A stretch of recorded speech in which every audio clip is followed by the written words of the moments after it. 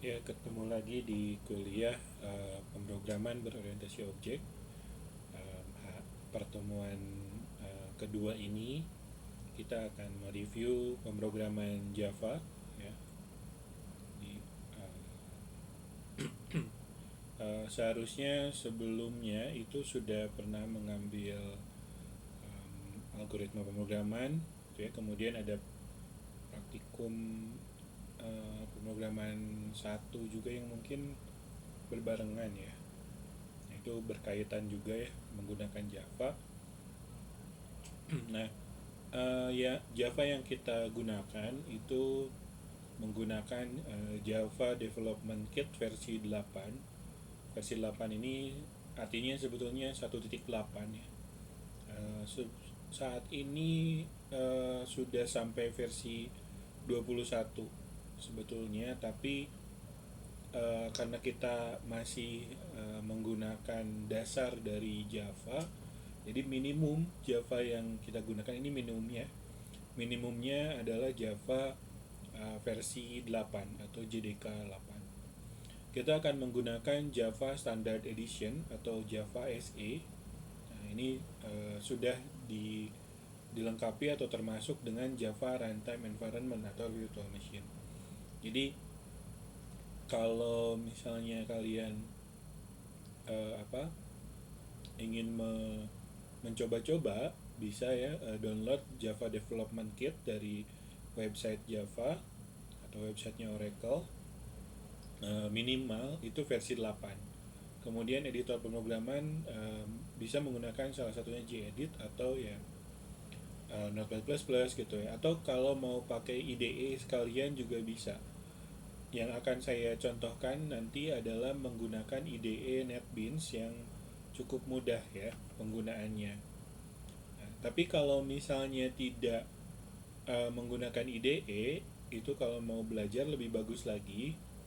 Jadi nanti ketika sudah menginstal Java Development Kit tadi, buka folder hasil instalasi Javanya. Kemudian nanti di dalam itu ada folder bin ya. Di dalam folder bin ini ada dua program yang akan sering kita gunakan. Ada Java dan Javak. Javak ini untuk mengkompilasi kode, sedangkan Java itu untuk menjalankan kode program. Nah, kalau kita menggunakan Windows, ini harus dimasukkan ke environment variable gitu. Uh, NetBeans seingat saya itu tidak perlu setting-setting lagi ya, tinggal langsung aja. Sebetulnya yang paling saya sukai IDE sekarang itu adalah IntelliJ IDEA. Itu sangat mudah, lebih mudah dibandingkan NetBeans, tapi mungkin lebih berat ya. Jadi saya akan mencontohkannya menggunakan NetBeans saja nanti. Nah, jadi kalau eksekusi program di bahasa Java itu urutannya seperti ini. Dari pertama kita mengedit source file menggunakan editor. Ya, tadi contohnya gedit gitu ya, atau Notepad++ gitu, atau Notepad biasa atau apapun itu yang bisa mengedit file. Kemudian dikompilasi tadi menggunakan Java ya. Nah, nanti jadi bytecode atau intermediate code berupa file class gitu. Nah, kemudian file class ini akan dieksekusi menggunakan Java tadi ya, program Java. Itu kalau misalnya kita menggunakan library, ya library-nya juga akan ikut dieksekusi gitu. Jadi kira-kira seperti ini, kita buka program editor, kemudian tulis sintaksnya, kemudian buka program command prompt, jadi atau terminal gitu ya, menggunakan command prompt atau terminal. Kemudian kita bisa kompilasi menggunakan Java, nama file.java, eksekusinya menggunakan Java spasi nama file. Ini contoh ya, seperti ini perintahnya Java. Nah, kalau misalnya ada output seperti ini, artinya tadi ya Windows atau operating system itu tidak mengenali komen tersebut. Kalau di Windows itu kita harus masukkan di path yang tadi ya, yang instalasi Java kemudian sampai dengan bin itu, kalau kita harus masukkan ke environment variable, ada path-nya gitu. Nah ini ada konfigurasinya ya untuk Windows. Jadi di sistem properties kemudian kita pilih advance ya, advance, kemudian kita pilih environment variable. Nanti ada di sistem variable itu ada yang nama variabelnya adalah path. Kemudian ini kita double klik, kemudian nanti akan muncul seperti ini. Nah ini kalau misalnya belum ada, kita klik new gitu ya, pastikan ada contohnya seperti ini. Misal ini kita install di sistem Java bin gitu ya, karena JDK itu bisa diinstal, bisa diekstrak saja gitu ya. Nah itu kalau diekstrak saja itu ya pokoknya dua-duanya kita tambahkan ke sini folder binnya. Oke, itu untuk persiapannya. Tapi sekali lagi ada kemungkinan kalau misalnya kita menggunakan IDE itu lebih mudah ya. Uh, Nah ini struktur program Java, saya pernah menjelaskan di pertemuan sebelumnya bahwa program Java itu semuanya adalah kelas ya. Jadi semuanya kelas. Contohnya ini kita membuat program Hello World, artinya kita membuat kelas Hello World ya, dengan satu method main ya. Ini method main. Method main ini adalah metode yang akan dieksekusi atau dicari gitu ya, dieksekusi oleh Java ketika kita menjalankan sebuah program. Jadi dia adalah pintu gerbangnya. Nah, ini adalah komentar ya. Ini adalah komentar. Biasanya kita menuliskan identitas autornya, kemudian versi dari kodenya, kemudian tanggal awal dibuatnya gitu ya. Kemudian kalau ada revisi terakhir tanggal berapa juga bisa dimasukkan di sini, ya semacam identitas lah gitu. Kemudian ada deskripsi juga, ini kelas apa gitu. Biasanya untuk setiap atribut atau variabel, kemudian juga metode atau fungsi, prosedur itu juga perlu ditambahkan dengan komentar untuk memperjelas maksud dari kode kita gitu. Nah, kemudian kelas ini adalah unit program. Tadi saya katakan bahwa unit program di Java adalah kelas gitu. Jadi semuanya itu berupa kelas. Nah, kemudian ada fungsi utama dari program atau method main tadi ya. Fungsi utama itu method main, itu yang akan selalu dicari oleh Java Runtime Environment gitu, untuk ketika kita memerintahkan untuk menjalankan sebuah program gitu. Jadi kan ada ya Java spasi nama program gitu ya. Nah kemudian ini adalah statement atau pernyataan dari program. Logikanya kita simpan di sini. Nah, kemudian ini strukturnya, yang di atas ini sebenarnya opsional ya. Package ini alangkah lebih baiknya kita masukkan ke dalam package, ke kelas-kelas kita ya.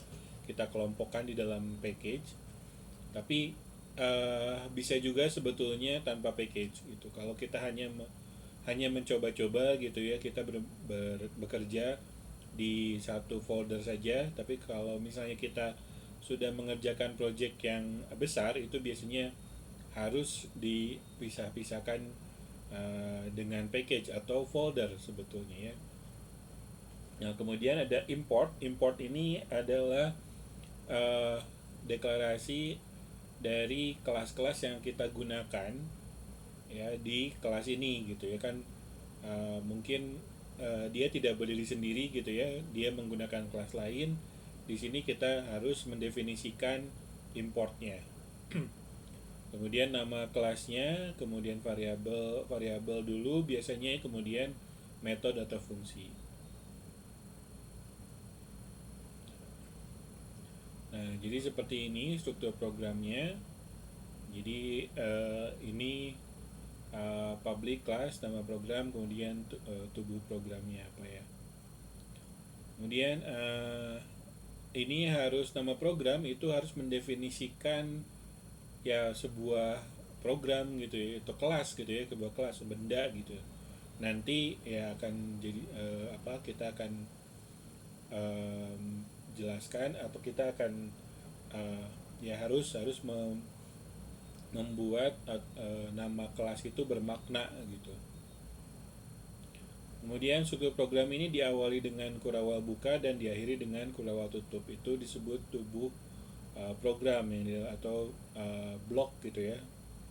Nah, variabel dan fungsi harus berada di dalam tubuh program. Jadi nggak bisa di luar sini ya. Nah, ini contoh program untuk kalkulator, kelas kalkulator misalnya ya. Public kelas kalkulator ini masih kosong tubuh kelasnya. Nah, kita bisa tambahkan variabel, kita tambahkan fungsi gitu. Nah, untuk variabel strukturnya adalah tipe data dulu, kemudian namanya gitu. Jadi variabel ini harus mendefinisikan sebuah tempat menyimpan nilai yang dibutuhkan untuk pemrosesan program. Setiap deklarasi variabel ini harus menggunakan tipe data, baik itu tipe data primitif atau referensi. Tipe data referensi mungkin yang sudah diketahui adalah string. String itu bukan tipe data primitif, tapi tipe data referensi. Nah, nanti kita bisa membuat tipe data referensi kita sendiri. Jadi untuk variabel juga ada beberapa lingkup, scope gitu ya. Ada variabel program atau variabel kelas, ini berarti scope-nya adalah satu kelas. Jadi dia bisa diakses di kelas tersebut, di seluruh bagian kelas tersebut. Ada juga variabel fungsi yang dia hanya bisa diakses di dalam fungsi atau metode, tidak bisa diakses di luar fungsi atau metode tersebut. Nah, pendefinisian statement atau pernyataan variabel itu harus diakhiri dengan titik koma. Penamaannya harus sesuai dengan nilai yang akan digunakan dalam pemrosesan program. Contohnya ini A. Ini sebenarnya A itu kurang kurang disarankan. Ya, kalau misalnya memang tidak ada tidak ada arti tertentu, atau variabel ini hanya untuk menampung, tapi kayaknya biasanya ada sih. Atau ya kalau misalnya hanya untuk menampung nilai yang akan diproses lagi, ya mungkin nggak apa-apa. Tapi yang lebih baik nama variabel itu seperti ini ya, bilangan, saldo, karakter gitu. Itu jadi ada artinya gitu ya, sesuai dengan nilai yang akan digunakan. Nah, kemudian pendefinisian variabel itu juga bisa dilakukan lebih dari satu variabel dengan tipe data yang sama. Contohnya seperti ini, menggunakan pemisah koma ya. Jadi misalnya tadi kan kita punya variabel A dan bilangan, itu tipe datanya sama integer. Kemudian saldo dan jumlah tipe datanya sama float gitu. Ini bisa kita satukan seperti ini untuk tipe data yang sama. Nah, contoh untuk program kalkulator bilangan 1 dan bilangan 2 ini ya. Bisa kita buat seperti ini, bisa juga kita buat seperti ini. Gitu. Nah, kemudian setelah variabel adalah fungsi atau metode. Nah, struktur fungsi itu seperti ini.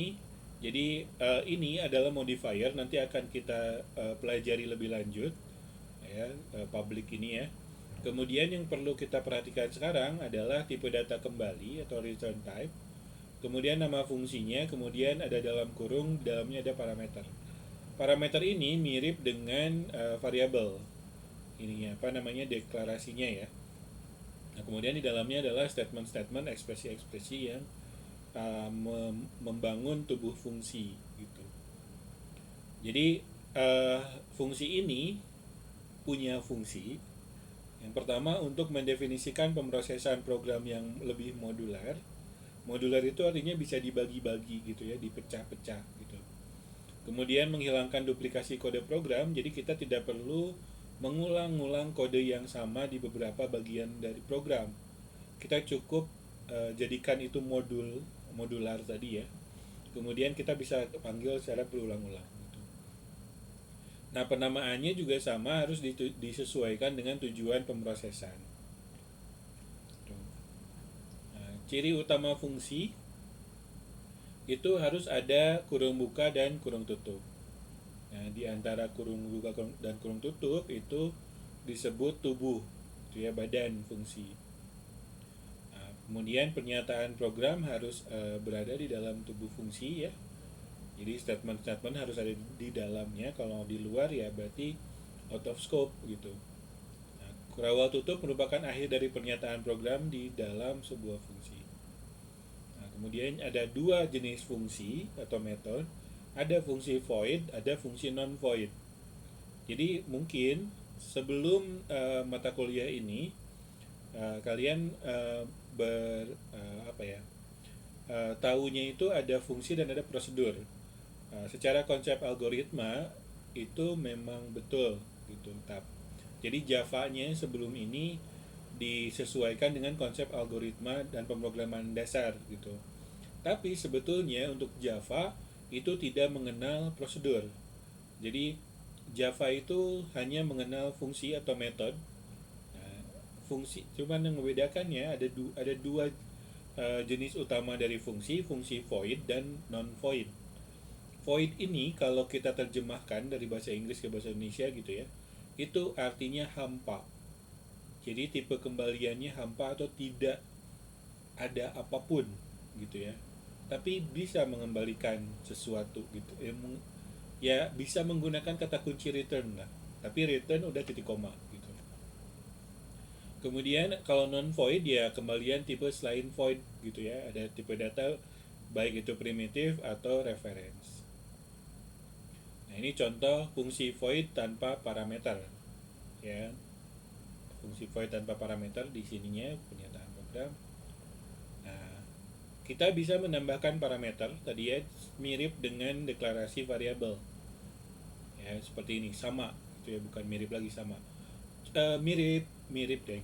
Mirip ya. Karena kalau di parameter, kalau misalnya kita punya dua parameter seperti ini, kita tidak bisa satukan. Jadi harus kita uraikan seperti ini ya, integer bil 1, integer bil 2. Nggak bisa integer bil 1, bil 2, nggak bisa. Jadi harus integer bil 1, integer bil 2 gitu ya, seperti ini. Nah, kemudian ada tipe data kembali atau return ya, contohnya ini. Kalau tadi kan ini void ya. Kalau kita bisa ubah menjadi tipe data kembalinya. Jadi kalau misalnya dihitung apa yang akan dilakukan gitu ya. Nah, kemudian ini adalah contoh void tanpa parameter, okay. Nilainya. Kemudian ini untuk pemanggilan fungsi yang menggunakan dot atau titik. Jadi ini adalah variabel pemegang reference disebutnya ya. Ini untuk memanggilnya kita bisa menggunakan sebuah, ini tuh membuat objek, nanti akan dijelaskan lebih lanjut. Tapi apa ya, sekarang pokoknya ini adalah variabel reference gitu ya. Variabel cal ini adalah reference pemegang objek. Objek ini punya referensi ke member atau anggota kelas. Gitu. Nah, contohnya seperti ini. Nah, ini untuk pemanggilan fungsi non void. Jadi kita bisa tampung nilainya di menggunakan variabel gitu ya. Oke, kemudian selanjutnya struktur untuk import ya. Import ini untuk tadi kalau ketika kita membutuhkan kelas-kelas lain selain yang kita sedang buat, kita bisa deklarasikan di import gini ya. Jadi selain program yang default ya. Nah, perlu diperhatikan juga kalau import itu ya perlu juga package ya, nama foldernya gitu. Nanti akan Nah, contohnya seperti ini. Untuk penamaan folder itu harus huruf kecil semua ya, tanpa spasi. Jadi nanti nggak boleh ada spasi. Kalau spasi error, kalau ada spasi error. Nanti akan kita gunakan soalnya untuk menjadi identifier seperti ini ya. Nah, struktur hierarkinya menggunakan titik. Jadi ini artinya di dalam folder Daspro ada folder latihan 1. Nah, kemudian untuk komentar di Java ya tadi sudah sedikit dijelaskan, ini untuk memperjelas kode program, dapat disimpan di program maupun di fungsi program gitu. Jadi untuk komentar ini bisa satu baris, bisa juga banyak baris. Ini contoh komentar satu baris ya. Sorry, ini yang satu baris. Ini sebetulnya adalah ya satu baris juga, tapi untuk yang banyak baris itu kita bisa modifikasi seperti ini. Jadi dasarnya dari sini. Ya sebetulnya ini juga bisa jadi banyak baris ya. Kalau ya jadinya banyak tapi ya. Tapi ya kalau banyak baris seperti ini, lebih simpel seperti ini. Oke, kemudian selanjutnya adalah cara penulisan program. Ada dua cara di sini ya. Cara pertama, kita simpan semua kode program di dalam fungsi main. Nah, ini jadinya terdiri dari satu file kode program. Atau cara yang lebih baik itu pisahkan gitu, karena kalau misalnya program kita masih kecil sih nggak masalah yang cara pertama ini. Tapi kalau misalnya program kita sudah besar ya pasti harus dipisah-pisah gitu. Apalagi kalau kita bekerja dalam tim gitu. Nah, ini contohnya ya program pertama, yang satu satu fungsi dijelin di sini gitu ya, di fungsi utama. Ini contoh program yang kedua. Jadi kita punya kelas itu, kemudian kita punya method, nah kemudian nanti dipanggil di program utama gitu. Nah jadi method main itu tugasnya sebagai pintu gerbang tadi ya. Jadi dia yang akan dijalankan pertama kali ketika program dijalankan. Oke, kemudian untuk output program ya kita bisa menggunakan print line atau printf atau print gitu ya. Print itu banyak turunannya, ada print line, ada printf contohnya. Jadi dia seperti ini contoh penggunaannya. Di dalamnya itu kita bisa melemparkan parameter tipe data primitif gitu, string gitu. Sebenarnya reference juga bisa, tapi nanti dia akan diubah menjadi string gitu. Nanti mungkin ya ada penjelasan lebih detailnya di bab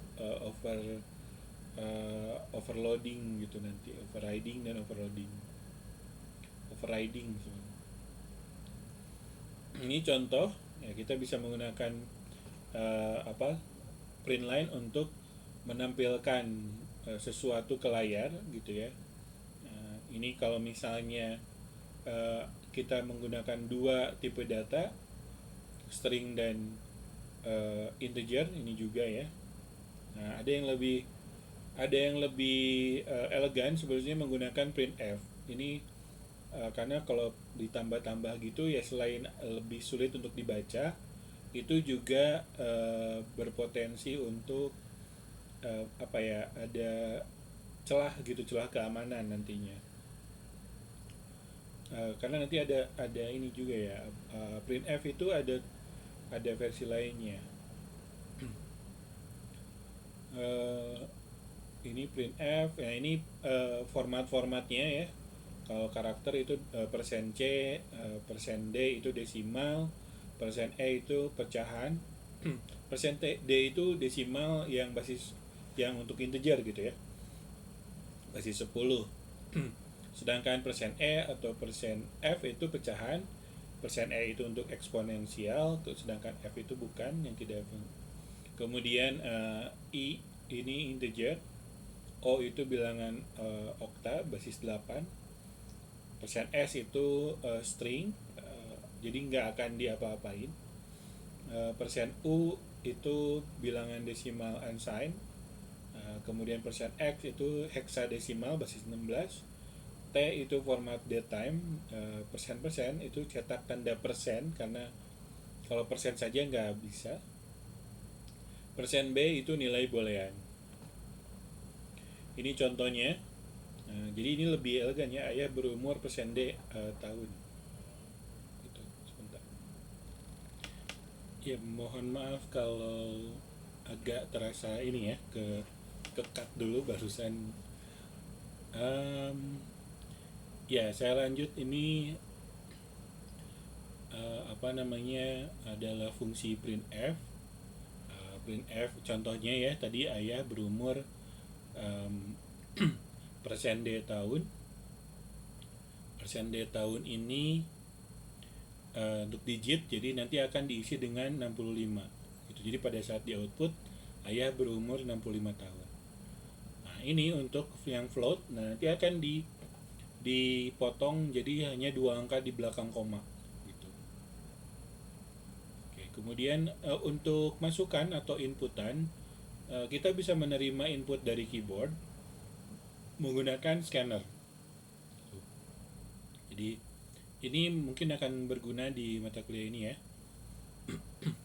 Nah, jadi untuk apa inputan dari keyboard kita bisa menggunakan kelas scanner ya.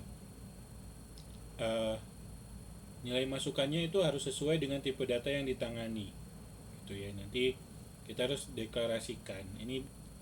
Bisa kalau misalnya inputannya lebih dari satu, itu bisa dipisahkan dengan spasi.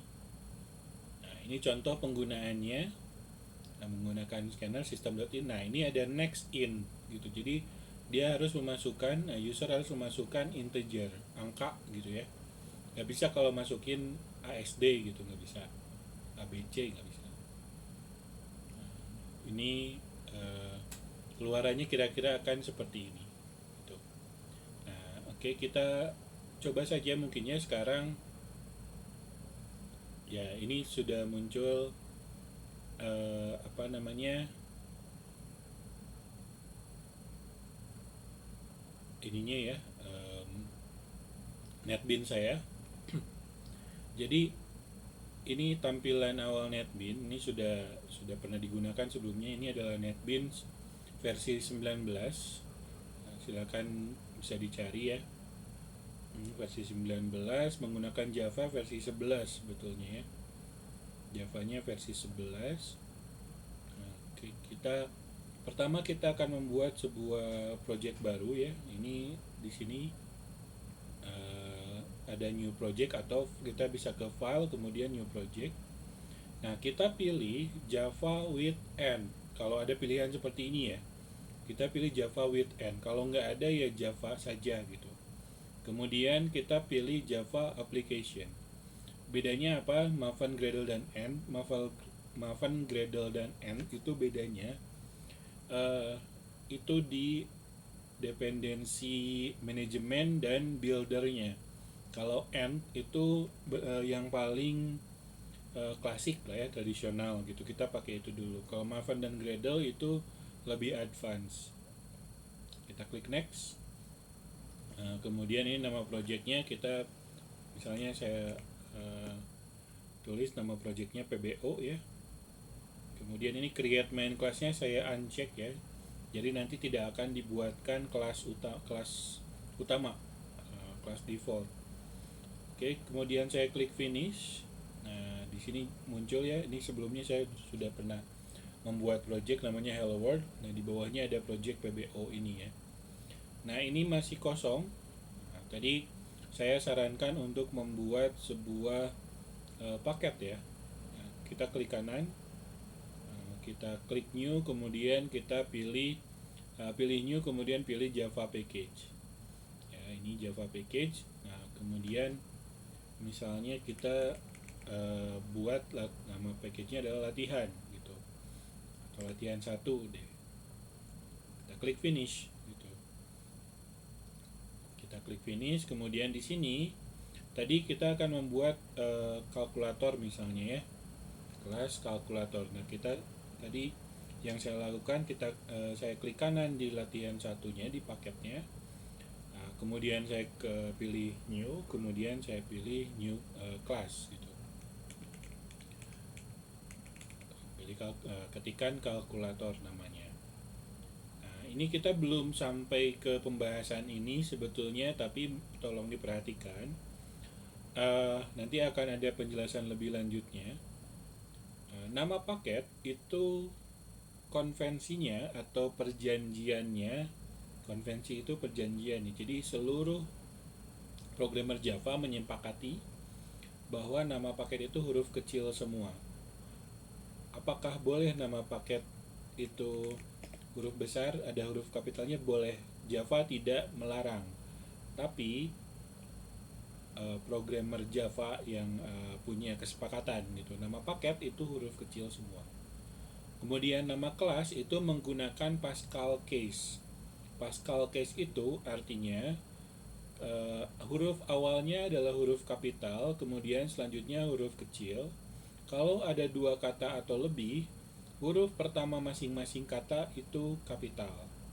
Contohnya, saya akan membuat kalkulator main. Nah, seperti ini ya. Jadi K-nya itu huruf kapital, M-nya kapital. Tidak boleh dipisahkan menggunakan apapun. Kalau spasi pasti error. Nah, ini class name is not valid, jadi nggak bisa di finish gitu ya. Pasti error.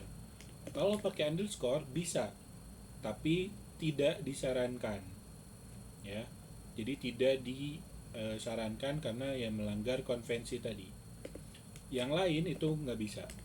Ya, yang bisa pakai underscore, pakai dollar bisa, tidak disarankan.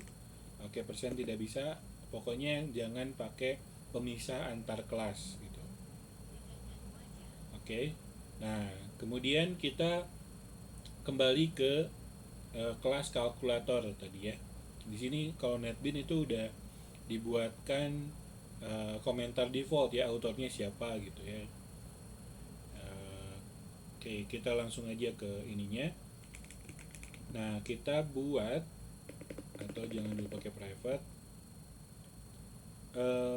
integer atau bilangannya pakai double aja ya. Double bilangan 1 dan double bilangan 2. Oke. Nah, kemudian kita buat satu fungsi void ya. Set bilangan 1 dengan parameter. Nah, tadi saya menjelaskan bahwa variabel dan fungsi, variabel itu ya ada scope-nya, ada lingkupnya. Variabel bilangan 1 yang di atas ini, lingkupnya adalah kelas atau program. Bilangan 1 yang ini, lingkupnya adalah fungsi. Jadi, kalau saya ketik bilangan 1 di sini, ini merujuknya ke sini, ke yang fungsi dulu, yang terdekat. Gimana caranya membedakannya? Untuk variabel kelas atau program, kita bisa menggunakan kata kunci this. Nah, ini saya hanya membuat metode atau fungsi set bilangan 1 ini untuk mengupdate nilai dari bilangan 1. Ini disebut metode setter atau mutator ya, istilah lainnya. Bilangan 2 juga sama, saya set buat setternya ya. Nah, kemudian kita bisa menambahkan variabel hasil gitu ya. Nah, kemudian kita bisa membuat metode untuk menghitung, misalnya tambahkan di kalau misalnya nggak ada perbedaan gitu, nggak ada yang sama nama variabelnya, bisa tanpa this ya. Misalnya hasil adalah bilangan 1 ditambah bilangan 2 gitu. Nah, ini kalau di IDE, NetBeans terutama ini ya kita gunakan, sebetulnya semua IDE sama sih. Ada perbedaan warna antara kalau diperhatikan ini putih ya. Ini dengan ini putih, artinya itu adalah variabel yang sama atau parameter yang diturunkan jadi variabel gitu ya. Ini ungu, jadi ini ke atas gitu ya, ke yang atas. Nah, kemudian kurangi hasil sama dengan bilangan 1 dikurangi bilangan 2, void bagikan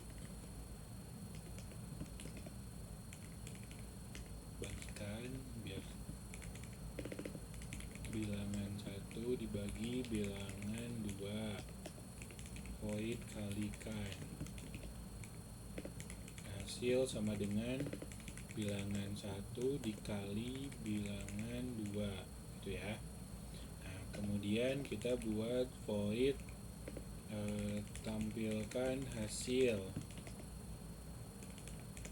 Kalau di NetBeans itu kita tinggal ketik south kemudian tab itu langsung ya, south. Nah, kalau misalnya mau pakai printf jadinya seperti ini, hasilnya adalah, nah ini kita lemparkan hasil. Oke, ini. Atau kalau misalnya kita mau ambil hasilnya atau kita mau tahu hasilnya, kita bisa menggunakan metode getter atau metode aksesor. Get hasil, kita mau ambil nilai dari variabel hasilnya gitu ya, nggak mau ditampilin, itu juga bisa seperti ini. Nah, kemudian tadi kita akan gunakan di kelas kalkulator main gitu ya. Kita buat dulu metode mainnya. Ini lagi-lagi di NetBeans itu sudah ada shortcutnya ya, PSVM kemudian tab. Mungkin banyak yang sudah tahu juga. Nah, kemudian kita buat variabelnya untuk kalkulator ini ya. Kemudian kita set bilangan satunya itu misalnya 5, set bilangan 2 nya adalah 10 misalnya. Oke, kemudian kita tambahkan, kemudian tampilkan hasilnya ya, seperti ini. Ini kita jalankan dulu. Saya klik kanan di sini atau di sini klik kanan, kemudian saya klik run file. Nah, cepat ya. Ini sorry, tadi jangan D itu untuk yang ini ya, untuk yang integer ya. Jadi kita pakai %f gitu karena kan dia double. Oke, nah jadi seperti ini.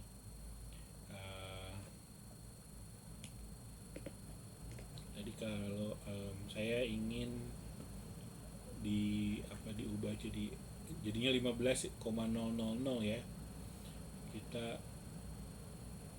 ubah jadi 2 angka di belakang koma kayak tadi ini aja.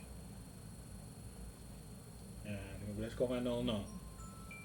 Oke, kemudian kalau misalnya kita mau tampung hasilnya, kalkulator get hasil seperti ini ya. Kemudian kita bisa tampilkan di sini hasilnya, atau kita kurangi dulu gitu, terus kita jalan. Nah, ini yang kedua minus 5 ya, 5 dikurang 10. Oke, nah kemudian kalau misalnya kita mau menggunakan scanner tadi,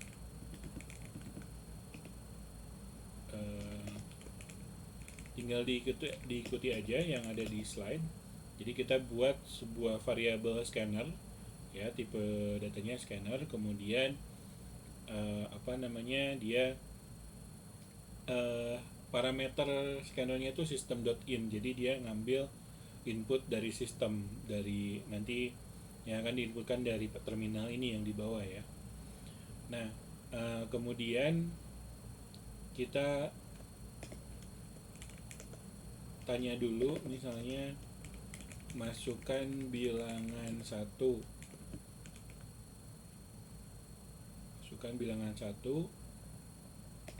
integer bilangan 1 sama dengan scanner dot next in. Kita ganti, kemudian masukkan bilangan 2. Nah, ini kita ubah jadi bilangan 2. Nah, seperti ini ya contohnya. Kita jalankan. Masukkan bilangan 1, misalnya 10. Enter. Masukkan bilangan 2, 9. Enter. Nah, hasilnya ada 19 dan kalau dikurangi adalah 1. Oke. Nah, ini juga kita bisa gunakan, misalnya kan kalau kalkulator itu ya operasinya juga terserah ininya biasanya ya. Misalnya kita buat pilih operasi print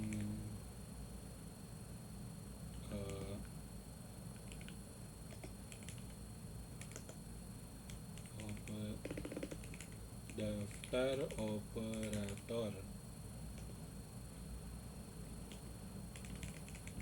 pilihan operasi.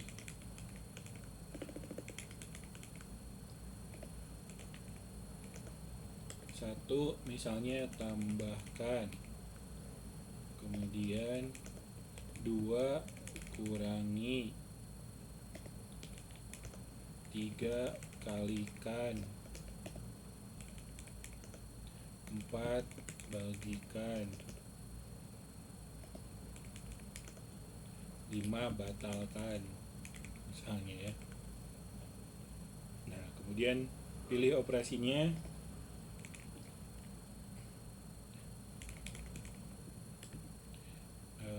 Scanner. Ini kalau batalkan ya selain ini aja ya, angka lain untuk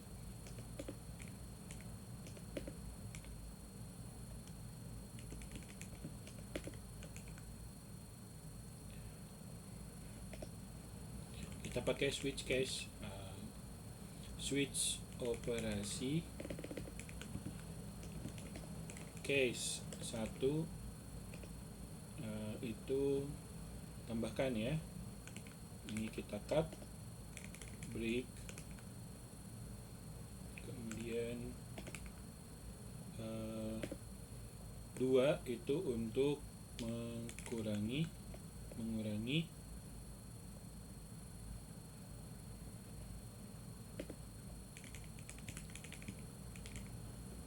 Ini terakhir kita tampilkan hasil untuk mengurangi, kemudian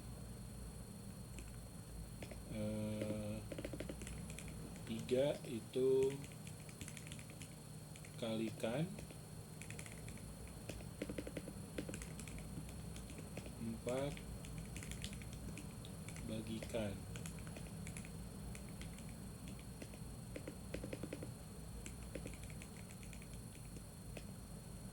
Defaultnya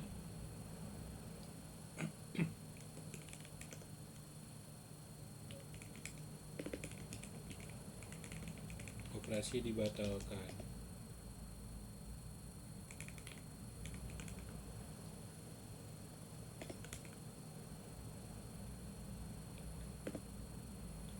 Ini kalau misalnya, tapi ini kalau dibatalkan juga hasilnya masih tetap ini ya. Nanti kita jalankan dulu aja, coba aja. Oke, nah masukkan bilangan 1, misalnya 20. Masukkan bilangan 2, 3. Nah, pilih operasi gitu, misalnya 4. Nah, hasilnya adalah 6,67 gitu ya. Cuman ini masalahnya kalau misalnya 10, 5, 0, nah hasilnya tetap ditampilkan ya. Bisa di ini sih, pakai boolean tampilkan true